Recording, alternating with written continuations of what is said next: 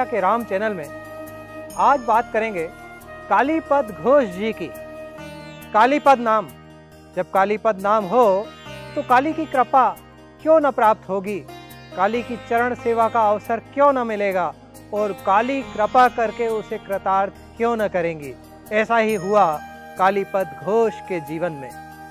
कालीपद घोष और गिरीश चंद्र घोष दोनों दोस्त और श्री रामकृष्ण देव, श्री रामकृष्ण परमहंस दक्षिणेश्वर मंदिर के संत अवतार स्वयं कहते हैं ये तो जगाई मथाई हैं। मतलब गिरीश चंद्र घोष भी मदिरा पान करते थे और कालीपद घोष भी, और थोड़ा नहीं ज्यादा, बहुत ज्यादा, बहुत से बहुत ज्यादा।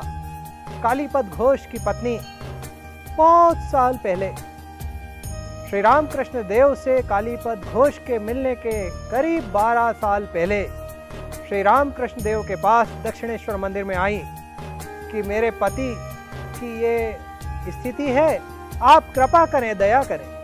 श्री रामकृष्ण देव ने उन्हें माँ शारदा के पास भेज दिया।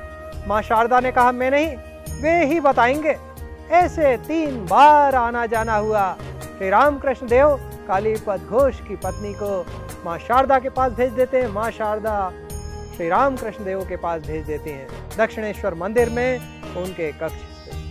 अब क्या होता है कि जब तीसरी बार आती हैं उनकी पत्नी तो माँ शारदा कृपा करके भगवान शंकर पर चढ़ी हुई बेलपत्र में श्री रामकृष्ण देव का मंत्र लिख कर दे देती हैं और उनसे कहती हैं इसका जाप करो, कृपा होगी। वो जाके जाप करती हैं, अपने काम में लगी रहती हैं और 12 साल बाद कालीपद घोष श्री रामकृष्ण देव के पास आकर उपस्थित होते हैं। वो तो किसी को पता ही नहीं, किसी को याद ही नहीं, किसी को ज्ञात ही नहीं कि ये कालीपद घोष की पत्नी ये मंत्र यहाँ से लेकर गई थी।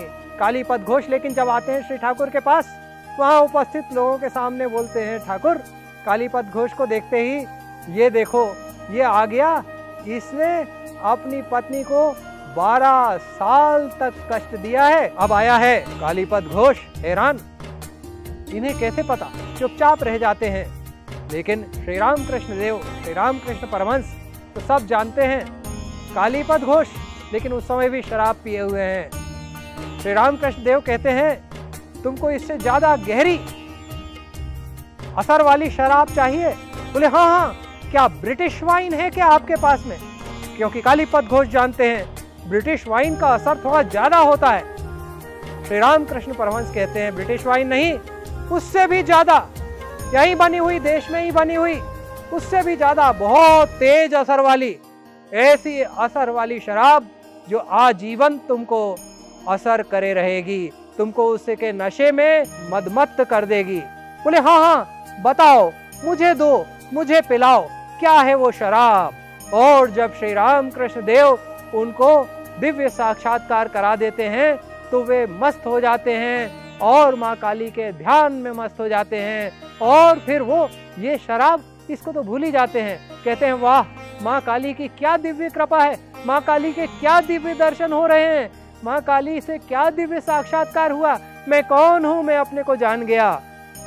और फिर कालीपद घोष गिरीश चंद्र घोष के साथ बैठ के दक्षिणेश्वर मंदिर प्रांगण में कभी वायलिन बजाते हैं, कभी बांसुरी बजाते हैं। कालीपद घोष और गिरीश चंद्र घोष दोनों दोस्त हैं। गिरीश चंद्र घोष ड्रामा करते हैं, बहुत बड़े कलाकार हैं, और लेकिन कालीपद घोष संगीत जानते हैं। तो ये दोनों की दोस्ती चलती रही।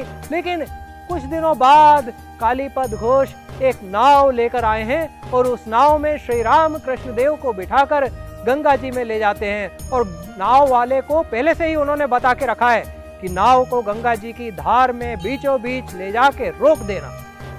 और वो तेज बहती हुई धार में भी नाव को बीचों बीच जैसा कहा गया रोक देता है। कालीपद घोष दौड़कर श्री रामकृष्ण देव के जोर से चरण पकड़ लेते हैं।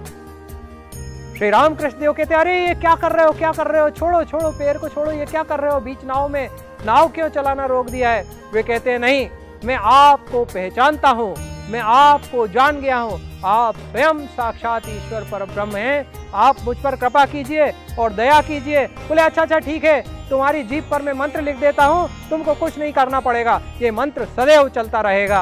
बोले नहीं नहीं, इससे भी नहीं, और चाहिए। बोले और क्या चाहिए? बोले और ये चाहिए कि जब मैं मृत्यु को प्राप्त हूँ, जब मेरे घर परिवार के लोग, आस पास के लोग, मेरे मित्र लोग कोई भी पास न रहे, जब सब दूर अंधेरा छाता रहे, तब आप मेरे पास आए और मेरा दाहिना हाथ पकड़कर आप स्वयं मेरे को अपने साथ माँ काली के चरणों में ले चलेंगे, आपके साथ रखेंगे। बोले ठीक है भाई, पैर तो छोड़ो, ऐसा ही होगा। और ऐसा ही होगा कहते हुए जब अश्रु विवल हो गए कालीपद घोष, तो छोड़ दिया। तब फिर वो नाव लेकर आगे बढ़े और वापस आए। जब श्री रामकृष्ण देव ने ऐसा बताया लोगों को, कुछ लोग हंसे भी, कुछ लोग उत्फुल्लित भी हुए, लेकिन अंत में ऐसा ही हुआ। स्वामी प्रेमानंद जी कहते हैं कि साक्षात ऐसा ही हुआ। उनके शरीर छोड़ते समय श्री रामकृष्ण देव स्वयं आए, उन्होंने अपना दाहिना हाथ कालीपद घोष ने उठाया और वे उनको लेकर दिव्य लोक को गए। अब आप देखिए कि कालीपद घोष के जीवन में कैसे परिवर्तन आया। जगाई मथाई कहलाते हुए लोगों को भी अवतार तत्व दिव्य चेतनता प्रदान करते हैं। कालीपद घोष जब बलराम बोस जी के घर में कलकत्ता में जाते हैं, वहाँ बहुत आनंद होता है, कीर्तन होता है, संगीत होता है, ध्यान होता है, प्रार्थना होती है, चर्चा होती है, और कालीपद घोष निमग्न रहते हैं उस चर्चा में, बड़े प्रसन्न रहते हैं। और इनकी पत्नी भी प्रसन्न हो जाती हैं कि देखो क्या आमूलचूल परिवर्तन हो गया कालीपद घोष में। और कालीपद घोष वहाँ पे दिव्य चैतन्य भाव को लेकर, चाहे वो दक्षिणेश्वर मंदिर प्रांगण हो, चाहे कलकत्ता हो या देवी के मंदिर हो, माँ काली की प्रार्थना में निमग्न हो जाते हैं, सुंदर गीत सुनाते हैं, सुंदर आनंद होता है। और कालीपद घोष की अनंत प्राप्तियां, दिव्य प्राप्तियां निरंतर चलती रहती हैं। उन्हें बहुत से दिव्य दर्शन होते हैं, दिव्य साक्षात्कार होते हैं। तो कालीपद घोष की जो अनन्य कृपा प्राप्ति है वो हमको ये बताती है कि अवतार तत्व के साथ में रहते हुए उनकी दिव्य कृपा यदि किसी को एक बार भी मिल जाए तो उसका जीवन कैसे परिवर्तित हो जाता है, कैसे उसकी दिशा और दशा सुधर जाती है और कैसे दिव्य साक्षात्कार हो जाता है।